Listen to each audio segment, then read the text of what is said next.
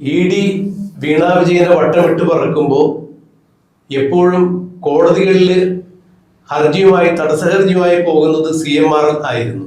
ഒരു തവണ മാത്രമാണ് CMRLും എക്സാലോജിക്കും തമ്മിലുള്ള സാമ്പത്തിക ഇടപാടുകൾ, അതായത് മാസപ്പടി വിവാദത്തിൽ ആ കേസുമായി ബന്ധപ്പെട്ട് EDയുടെ അന്വേഷണം തടയണം എന്നാവശ്യപ്പെട്ടുകൊണ്ട് ഒറ്റ തവണ മാത്രമാണ് വീണ വിജയൻ കർണാടക ഹൈക്കോടതിയെ സമീപിച്ചിരിക്കുന്നത്.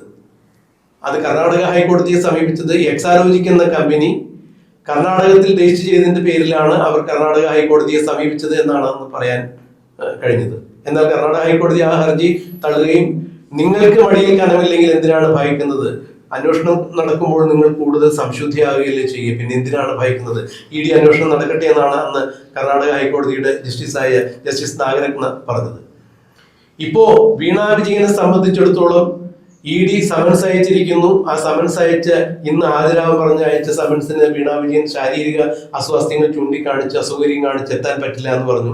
ED വീണ്ടും 17-ാം തീയതി ബുധനാഴ്ച ഹാജരാകുമ്പോൾ CMRലും എക്സാലോജിക്കും തമ്മിൽ നടത്തിയ സാമ്പത്തിക ഇടപാടുകളുടെ എല്ലാ രേഖകളും കൊണ്ടുവരണം എന്ന് തന്നെ കാണിച്ചുകൊണ്ട് തന്നെയാണ് നോട്ടീസ് അയച്ചിരിക്കുന്നത്.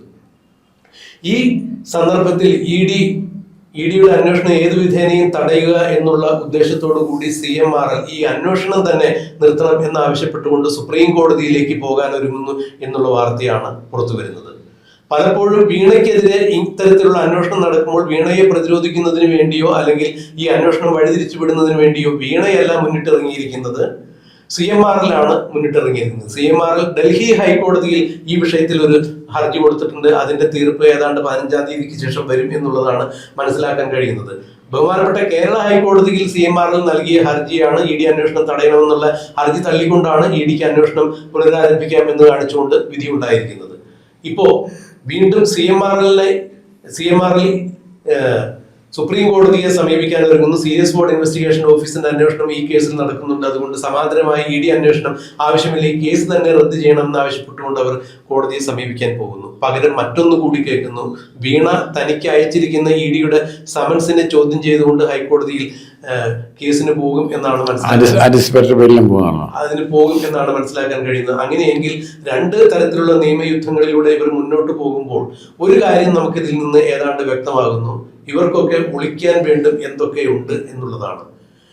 ഒരു കാരണവശാലും കൈകൾ ശുദ്ധമാണ്, മടിയിൽ കനമില്ലെങ്കിൽ പിന്നെ എന്തിനാണ് ഇത്തരം അന്വേഷണവുമായി മുന്നോട്ട് പോകുന്നത്, അതും കോടിക്കണക്കിന് രൂപ മുടക്കി എന്നുള്ളതാണ്. ഇവിടെ CMRL സുപ്രീം കോടതിയിലേക്ക് പോകുമ്പോൾ അത് അക്ഷരാർത്ഥത്തിൽ വീണ വിജയന് വേണ്ടിയുള്ള നീക്കമായി തന്നെയാണ് വ്യാഖ്യാനിക്കപ്പെടുന്നത്. എങ്ങനെയാണ് ഒരു മുതിർന്ന രാഷ്ട്രീയ പ്രവർത്തകൻ എന്ന രീതിയിൽ രാജ്മോഹൻ സാർ ഇതിനെ നോക്കിക്കാണുന്നത്?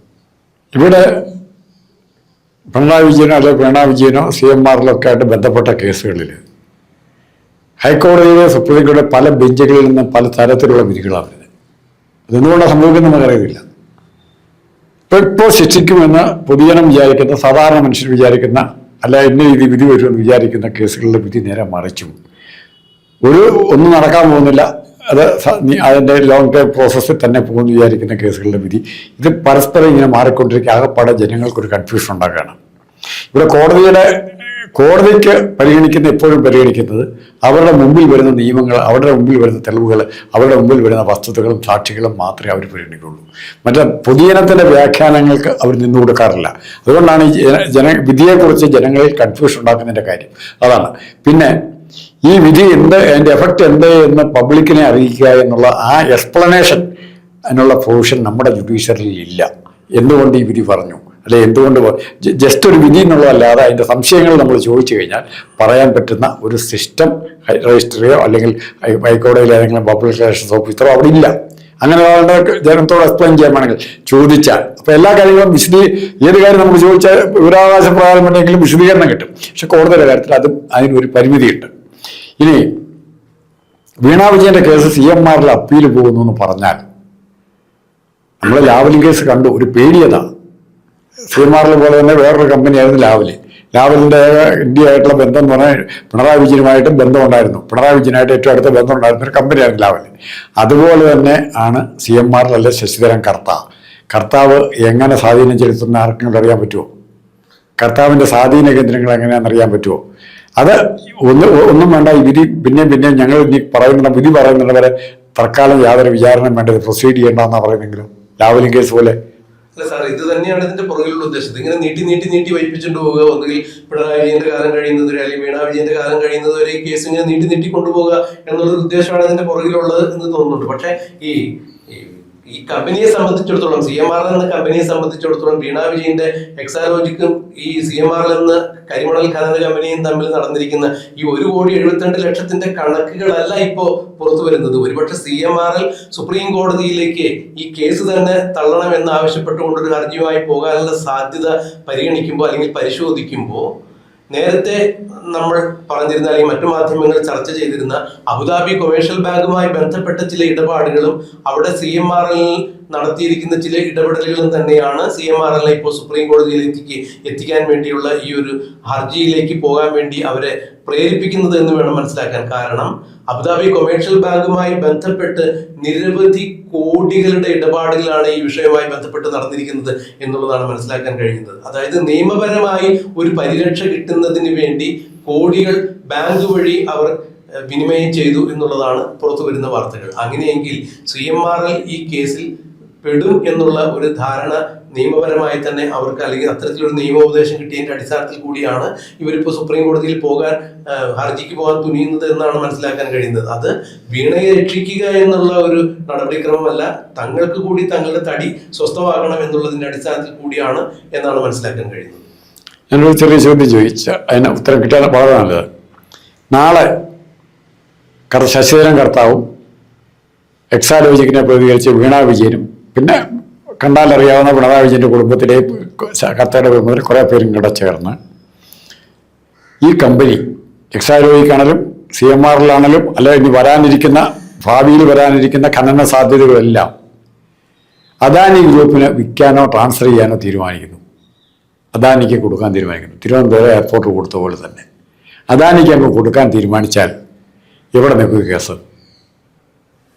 അല്ല, സാറിന്റെ ഈ ചോദ്യം അത് സാങ്കല്പികമാണെങ്കിലും അതിന് പല മാനങ്ങളുണ്ട്.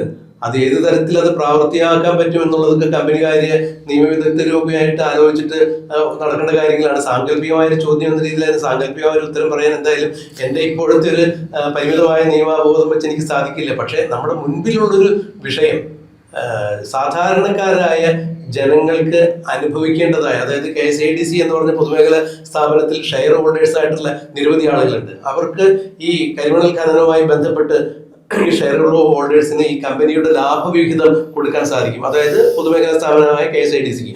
ആ KSADCയെ പോലും ഷാഡോയിൽ നിർത്തിക്കൊണ്ടാണ് CMRL പോലുള്ള സ്വകാര്യ കമ്പനികൾക്ക് പിണറായി വിജയൻ മുഖ്യമന്ത്രി ആയിരിക്കുമ്പോൾ കേന്ദ്രത്തിന്റെ വിലക്ക് മറികടന്നുകൊണ്ട് ഖനനം ചെയ്യുവാൻ അനുമതി കൊടുത്തത് എന്ന് പറയുമ്പോൾ ഇവിടെയെല്ലാം പരസ്പരം പൂരകമായ പല കാര്യങ്ങളും ഒളിഞ്ഞു കിടക്കുന്നുണ്ട്. അത് പിണറായി വിജയന്റെ നിലനിൽപ്പിനെയും വീണ വിജയന്റെ നിലനിൽപ്പിനെയും CMRLന്റെ നിലനിൽപ്പിനെയും എല്ലാം ബാധിക്കുന്ന തരത്തിലുള്ള ഗൗരവതരമായ പ്രശ്നങ്ങളാണ് എന്നുള്ളതാണ് മനസ്സിലാക്കാൻ കഴിയുന്നത്. നാളിതുവരെ EDയും സീരിയസ് ഫുഡ് ഇൻവെസ്റ്റിഗേഷൻ ഓഫീസും അന്വേഷിച്ചിട്ട് അവർ ഈ 132 കോടി അല്ലെങ്കിൽ 172 കോടി 1,72,00,000 രൂപയുടെ ഒരു കേസിനെ ചുറ്റിപ്പറ്റിയാണ് അന്വേഷണം മുന്നോട്ട് കൊണ്ടുപോകുന്നത് എന്നുള്ള രാഷ്ട്രീയ ചാണക്യന്മാരുടെ അല്ലെങ്കിൽ രാഷ്ട്രീയ വിഭാഗങ്ങളിൽ നിന്നും ഉരുത്തിരിഞ്ഞു വരുന്ന ഇത്തരം അഭിപ്രായങ്ങളൊക്കെ നമുക്ക് തള്ളിക്കളയേണ്ടി വരും. കാരണം 1,72,00,000 എന്നൊക്കെ പറയുന്ന ഒരു ചൂണ്ടുപലക മാത്രമായിട്ടാണ് ഇവിടെ നിൽക്കുന്നത്. അവിടെയാണ് CMRL എന്തിന് സുപ്രീം കോടതിയിലേക്ക് തടസ്സ ഹർജിയുമായി പോകണം, ഈ കേസ് തന്നെ സ്ക്വാഷ് ചെയ്യണം എന്ന് പറഞ്ഞ് പോകുമ്പോൾ അതിൻ്റെ പുറകിലുള്ള കാര്യങ്ങൾ വെളിച്ചം വീശുന്നത് അങ്ങോട്ടേക്ക് തന്നെയാണ്. എന്തായാലും ഈ കേസുമായി മുന്നോട്ട് പോവുകയാണെങ്കിൽ വീണ വിജയൻ ഒരു കാരണവശാലും ഒരു സഹായം ചെയ്യാതെ CMRL പണം കൊടുത്തിട്ടുണ്ടെങ്കിൽ ആ പണം എന്തിനു വേണ്ടി കൊടുത്തത് എന്നുള്ളൊരു അന്വേഷണം വരുമ്പോൾ അന്വേഷണം മുഖ്യമന്ത്രിയിലേക്കും തുടർന്ന് മുഖ്യമന്ത്രി നടത്തിയ ക്രമക്കേടുകൾ CMRLിലേക്കൊക്കെ വ്യാപിക്കുമ്പോൾ തീർച്ചയായും അടപടലം കുറെ ആളുകൾ അകത്തു പോകാൻ സാധ്യതയുണ്ട്. നിയമത്തിന്റെ വഴിക്ക് നിഷ്പക്ഷമായ രീതിയിൽ അന്വേഷിക്കപ്പെടുകയാണെങ്കിൽ തീർച്ചയായും എങ്ങനെ നിഷ്പക്ഷ രീതിയിൽ അന്വേഷിക്കപ്പെടുകയാണെങ്കിൽ തീർച്ചയായും നിഷ്പക്ഷമായ രീതിയിൽ എവിടെയും സ്വാധീനിക്കപ്പെടാതെ ഒരു അന്വേഷണം മുന്നോട്ട് പോവുകയാണെങ്കിൽ തീർച്ചയായും പല വിഗ്രഹങ്ങളും ഉടഞ്ഞു വീഴുന്നത് നമുക്ക് കാണാൻ സാധിക്കും. അവിടെയാണ് CMRLനെ വിറകൊള്ളിക്കുന്നത്. അതുകൊണ്ട് തന്നെയാണ് അവർ സുപ്രീം കോടതിയിലേക്ക് ഹർജിയുമായി പോകുന്നത് എന്ന് വേണം നമുക്ക് മനസ്സിലാക്കാൻ. എന്തായിരിക്കും ഈ കാര്യത്തിൽ സംഭവിക്കുക? വീണ വിജയൻ അടുത്ത 17-ാം തീയതി ഹാജരാകുമോ? അതിനു മുമ്പായി കൊണ്ട് സുപ്രീം കോടതിയിലേക്ക് മൊത്തം ഡ്രോപ്പ് ചെയ്യോ? അതെ എന്നുള്ളതെല്ലാം നമുക്ക് കണ്ടറിയാൻ കാത്തിരിക്കാം.